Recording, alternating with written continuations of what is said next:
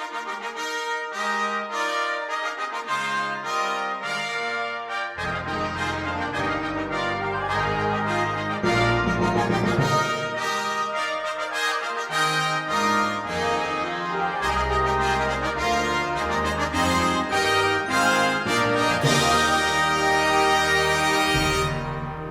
I'm Scott Rush, And I'm Jeff Scott. and we're the writers of Habits of a Successful Beginner Band Musician. Some features in Habits of a Successful Beginner Band Musician include teacher tips for each exercise of the book, diatonic solfege, which starts on the first day of instruction, Sequential rhythm charts embedded in the book, followed by the same rhythm and pitches to teach for transfer. Left and right indicators of chromatic fingerings for woodwinds. Shaded boxes around first-time challenges in the student books. A thorough explanation of T1 position for trombones and rules of when to use it. The sequential introduction of the one-handed breakdown of a percussion rudiment before introducing the rudiment itself. The use of the enharmonic ladder and a call and response game to learn enharmonic notes. A thorough explanation of markings for the F dilemma on oboe. An explanation of appropriate flicking on bassoon. 2 pages of slow clarinets only work to teach them how to go over the break, as well as a concerted effort to give clarinets more throat tone work. Habits Online Universal features supplemental rhythm vocabulary sheets, accompaniment tracks, video startup clinics, as well as a video coach for each exercise in the book. The Habits Online Universal Gradebook is compatible with PowerSchool, Canvas, Google Classroom, Brightspace, Edmodo, Schoology, and many other platforms. And I'm really excited about the interactive piece, all the supplemental material, the fact that they have a video component where they can actually get feedback from the teacher through the video component, that it goes into a back-end grade book where the teacher doesn't have to sit and listen to every video and then use a rubric and come up with a grade and then put it in the grade book, that it's all built into the interactive piece. We have great accompaniment tracks that are energetic and fun for students, even if they're just playing one note. The background accompaniment is spectacular. We're very excited about the release of the new Habits Beginner book. We think it's a revolutionary way to approach old problems with your students to make you a better teacher and your students better musicians.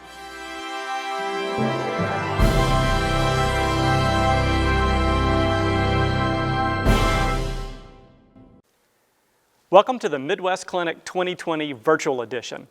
I'm Scott Rush, team lead for the Habit series published by GIA. In the next half hour, I hope that you'll go on this journey with me and my team as we discuss why we're so excited about our new beginner band method book, Habits of a Successful Beginner Band Musician. Our why is that we believe that every student we teach should fall in love with music and music making. We started with the components of playing as our cornerstones for writing the book. Our team of writers have over 80 years of middle school teaching experience and came together to write a revolutionary and contemporary band method grounded in skill, artistry, fun, and the integration of the latest technology in the classroom. We also wanted to solve some typical beginner problems and teach them more effectively. So let's take a deeper dive into what makes Habits of a Successful Beginner Band Musician innovative and a game changer for your program. We started writing this method with the components of timing, tuning, tone, technique, balance, blend, articulation, dynamics, and musicianship. It is our feeling that teachers need a resource for how to teach these components, and we did this in our teacher tips. Here's co-writer Jeff Scott. Another major innovation for this book, I think, are our teacher tips. On each line in the book, we offer the teacher suggestions of what they may want to bring out and emphasize for their students. It can be anything from alternate fingerings to correct pedagogy to hand positions to posture to anything that might be introduced new in the piece or reviewed from a previous concept. I think the teacher tips are one of my favorite parts of the entire book, and I know if I'd had them when I was a younger teacher, I would have been much more effective in my early years. Every exercise in the book has a series of teacher tips and a purpose statement. If you happen to look at this particular exercise, which happens to be exercise number 27, it says that for oboes, if an F is before or after a written D or E flat, it must be a forked F unless the instrument has a left F. We also say something to brass players about using their syllables, and we remind trombones that if they happen to have a trigger, they need to use trigger 1 in measure 7. You will also notice that at the bottom of this page, there's a sequence that starts at exercise number 27 and goes all the way to exercise number 73, where we have the clarinets work very slowly over time using the clarinets only pages to learn to play over the break. So there are teacher tips at the bottom of each exercise in the conductor's edition that are full of teaching strategies. One of the other things that is extremely important to us is that when we teach a component, that we teach one individually first, and then we teach several components simultaneously. Each component has several lines of remediation prior to going to the next concept. Once components are taught individually, we have a culminating exercise that incorporates those components. When we do this, we provide teaching strategies and the teacher tips for how to break this down for students. Here's the editor of Habits of a Successful Beginner Band Musician, Marguerite Wilder, to explain this process for exercise number 54. Student practice tips for exercise 54, Taco Truck. We suggest a specific order on how to practice, which lets the students isolate each of the components. So the first time through, the students are to play the top line of the duet, and they only address correct notes and rhythm. This exercise has an implied syncopation by the use of quarter, half, quarter sequence found in measures 2, 4, 6, and 7. The second time the students play the top line of the duet, they only play dynamics, crescendos, and diminuendos. Each mezzo piano is followed by a crescendo, and each forte is followed by a diminuendo. The third time the students play the top line, they address articulation, accented notes, staccato notes, and slur patterns. We point out that in measures 2, 4, and 6, the accented note is on count 1, whereas in measure 7, the accented note is on count 2. Finally, the students need to address the staccato notes and the 2-note slur patterns found in this exercise. We are now going to address things that happen the first days of school before we put instruments in students' hands. Here's Jeff Scott. For my students, in the first year, rhythm can be a real concern. The kids who understand rhythmic counting seem to do well and advance quickly, and the kids who struggle with it tend to fall behind. So it was very important to me that we started this method book with a clear understanding of how rhythm works. In the first several weeks, we have rhythm charts built into the book to help you teach the basic concepts of rhythm counting to your students. We also have additional content on our resources page on Habbits Universal Online. The first pages of the student books begin with rhythm vocabulary, and we have a sequence of instruction that addresses both rhythm and solfege. This sequence works whether you are in person with students or are teaching virtually. At the beginning of the book, we teach diatonic solfege, and then we give them supplemental solfege exercises as well as resources for exercise in the book to sing. Here are the supplemental exercises. Although the teacher tips contain information on using solfege, we also have a supplemental sheet for specific songs in the book. As students are working through the rhythm vocabulary, we transition students to their small instruments. The first thing we do is air playing. For most students, they put their pointer finger on their lips parallel, except for flutes, who put their pointer finger horizontal to imitate the placement of the head joint. We have tips for articulation on each instrument, and then apply that to the rhythm vocabulary exercises through air playing.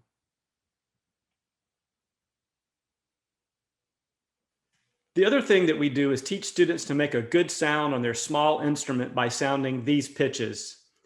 Examples of small instruments would be flutes on their head joint, clarinets on their mouthpiece and barrel, saxophones on their mouthpiece and neck, and brass buzzing on their mouthpiece. Once again, we have them play their small instruments using the rhythm vocabulary exercises. In addition, on Habbits Universal, there are several free resources. There are rhythm charts. Here's an example of number 12, eighth notes. We have drones. We have additional exercises for clarinets going over the break. We have supplemental sheets for the first 5 notes that students learned that look like this.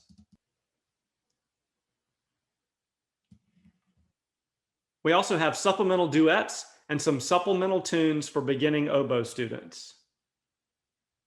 Also, we have a resource written by Jeff Scott that addresses identifying common hand position and posture problems for each instrument.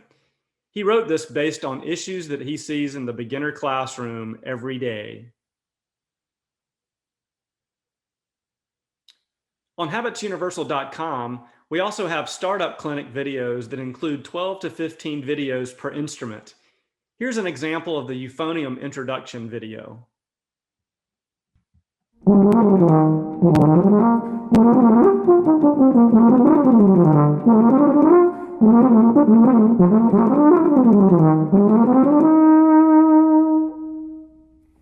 Hi, my name is Dr. Irving Ray, and I will be your euphonium coach for Habits for a Successful Beginner Band Musician.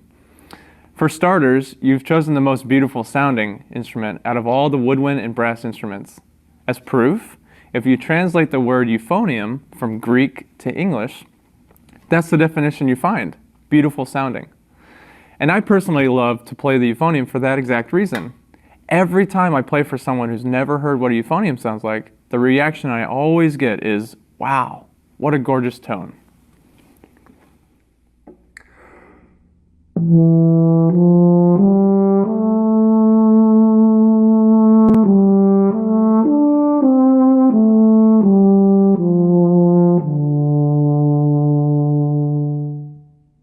We thought that it was really important for students to hear a characteristic sound for their instrument from the very beginning of instruction.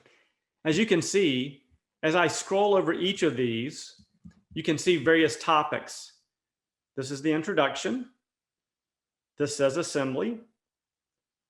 This one teaches posture, breathing, and this one says holding the instrument. There are 12 to 15 videos per instrument in the series. In addition, we have coaches' videos for each exercise in the book. I'm a horn player, so I'm going to pick the French horn book. As you can see, all of the exercises in the book appear, and I'm going to scroll down to exercise number 132.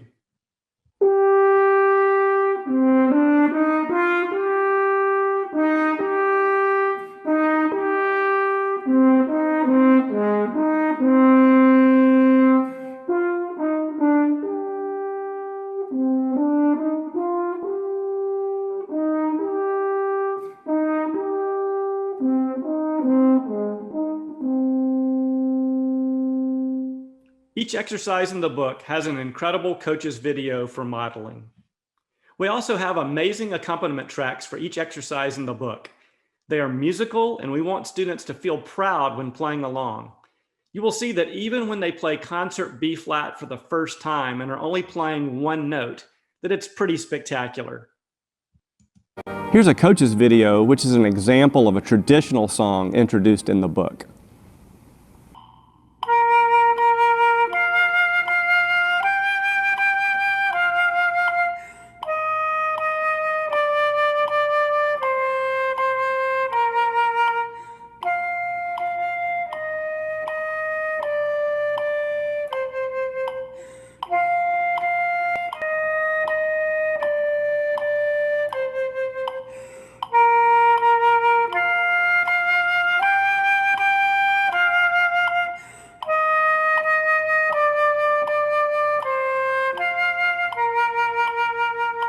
Here's the same exercise with a spectacular background accompaniment.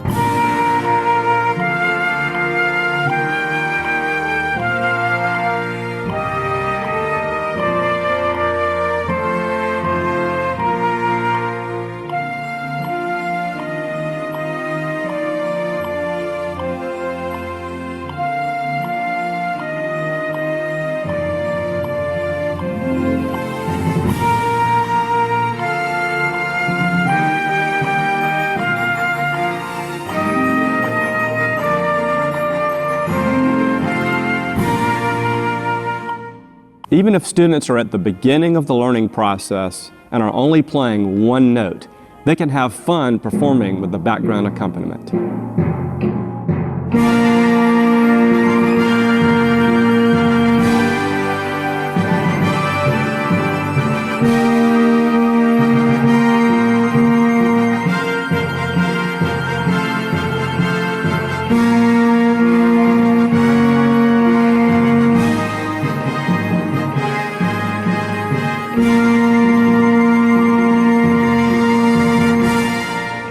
In addition to individual mallet and battery videos for percussion, there are several videos that show examples of multi-percussion performance.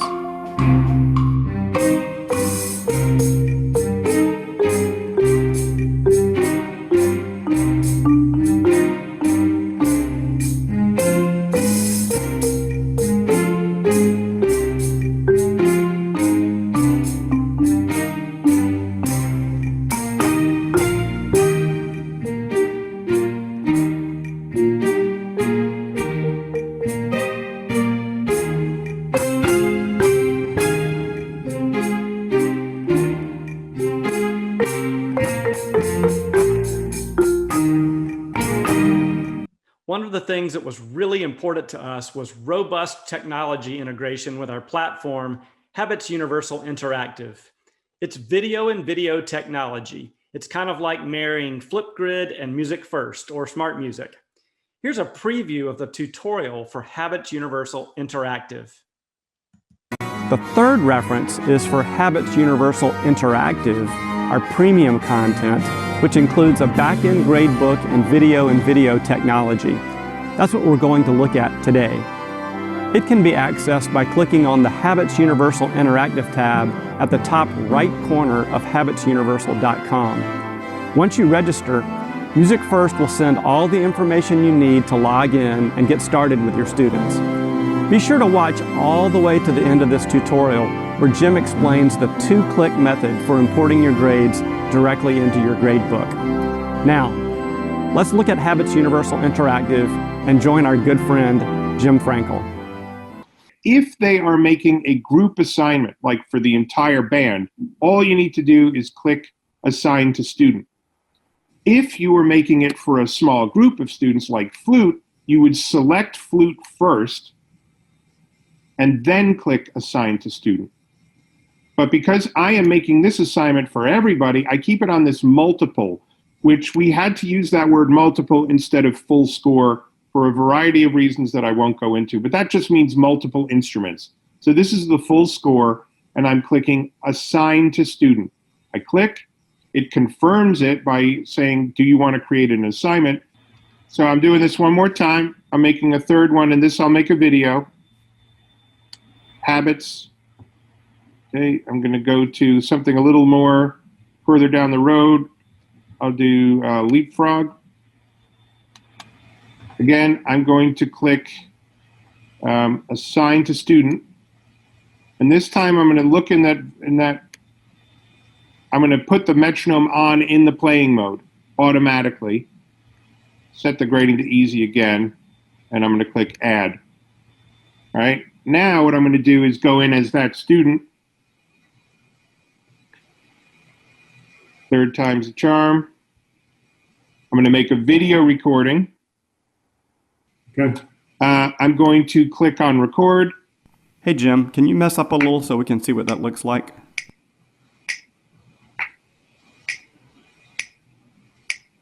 Bum, bum. Bum, bum, bum, bum. Sorry about my no perfect pitch. Bum, bum, bum, bum. Bum, bum, bum, bum, bum. Bum, bum. Bum, bum, bum, bum. Bum, bum, bum, bum. Bum, bum, bum, bum, bum.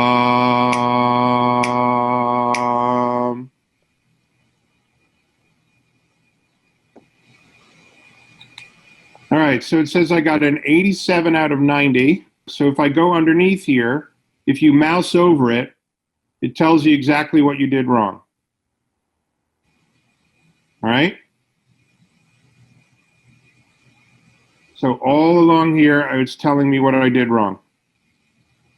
Yep.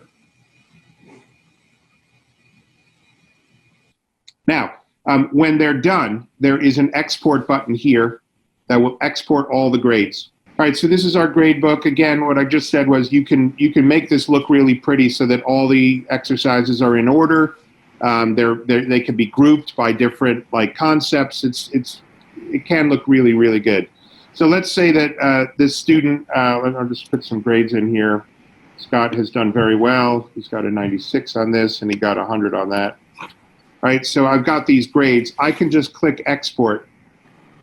But that CSV file that was downloaded can be imported into literally any grade books, but that's Canvas, Schoology, whatever, the Infinite Campus, Power School, eSchool Backpack, whatever a school is using for their report cards, these grades can be imported into it. Just by hitting the export button. That's all you need. You export it and then import it. It's a two-step process. That's awesome. Yeah, it's great. That's a real time saver for teachers, and the video technology is great, especially with a ton of virtual teaching happening right now. We also have first-time challenges in the book shown with green shaded boxes. This could be things like accidentals coming back in the measure or a new note appearing because of a new key signature. We don't tell the students why the green boxes are there, but give indications in the teacher tips to have the teacher ask students why they think the green box is there. This initiates a guided question and promotes the collaborative process with students. You'll also notice on this particular exercise, number 76 in the clarinet book, that there's an indication of right hand down, which is covered in the teacher tips. We also addressed the F dilemma on oboe. The book starts on concert F, and if students have a left F on their oboe, they have 3 choices for fingerings for F. For about 2/3 of the book, we mark the Fs with an F, L, or R so students know the appropriate fingering to use. We also teach flicking on bassoon. Flicking is the correct way to play the A, B flat, B, C, and D at the top of the staff on bassoon. The right way to initiate and center the note is to flick the C key. We show this to students by using the universal sign for flicking, which is the degree sign, and we also shade the C in green. We also have left and right indicators for woodwinds. As you see, this is exercise number 176, which is pretty far into the book. There's some crazy things woodwind players do with their pinkies, so this provides good information for using both sides of the instrument. We also have chromatic fingering indicators in the book identified with a V sign. One of the things we have in the book is that we teach the B-flat pentascale followed by the C pentascale. We do this to get students out of the habit of just learning to play in the keys of B-flat and E-flat, and we also teach them some chromaticism. We really want them to know how key signatures work and don't want them to get locked into what they consider to be safe keys. For percussionists, we have 4 basic strokes that we introduce. We teach the rebound stroke, the downstroke, the upstroke, and the multiple bounce stroke. There are also 15 rudiments introduced in the book. They are introduced with the one-handed version first, and then the hands combined. We also show stickings for mallets and snare drums so that students not only learn proper sticking, but they also learn appropriate muscle memory. We also introduced 12 accessory percussion instruments in the percussion book. Kevin Boyle, who's a percussionist and middle school director in Georgia, did an amazing job with sequencing within the percussion book. As mentioned earlier, we asked clarinets to take approximately 6 weeks to work on the clarinets only pages to help them slowly learn to play over the break. Students begin work at exercise number 27, but will not need to play over the break until exercise number 73. This allows time for work in the shallow register. Once students master this, the same exercises are repeated up an octave and a fifth using the register key. We also have basic fundamentals time built into the curriculum once students get some tools in their musical toolboxes. There are 3 levels. basic daily warm-up, intermediate daily warm-up, and advanced daily warm-up. You will also see that we have certain types of exercises that are reinforced throughout the book.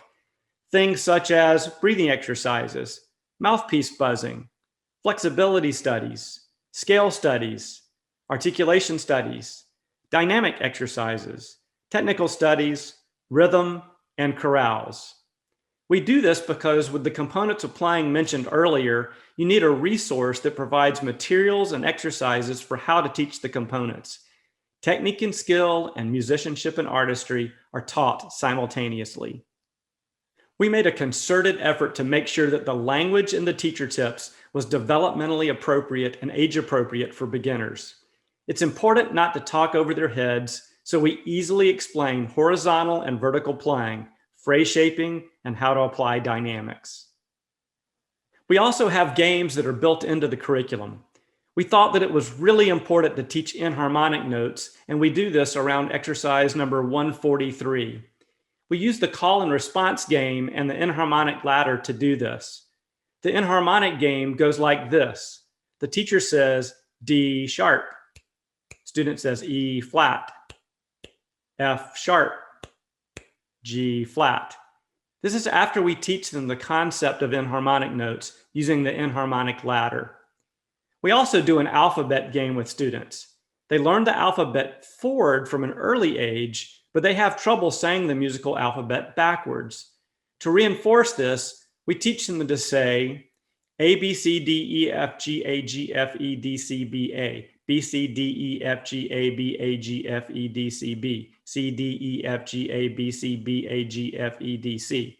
Of course, we don't do it quite that fast, but this process pays huge dividends when they start playing pentascales and full scales. Ultimately, it's about getting students to fall in love with music and music making. We asked some of our middle school students, what does music mean to you now? Here are their responses.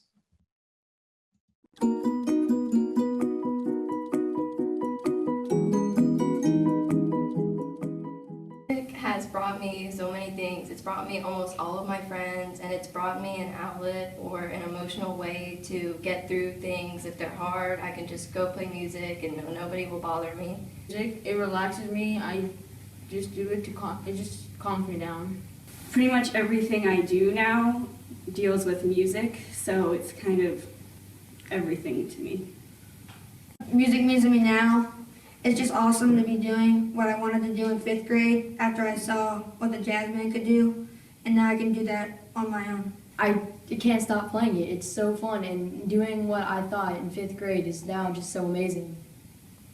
Because whenever I'm stressed or sad or busy or even happy, I always play French horn, and I always play some of my favorite pieces, and it's a way for me to escape the life of a middle schooler and just enjoy playing French horn. And so how I decide how to play things in pieces like this is I can kind of hear it in my head and hear how I think it's supposed to sound. And I've also listened to enough Mozart music to be able to think of his stylings, and I hear short notes and long notes in my head and slurs and staccatos, and I can just hear how I want it to sound myself.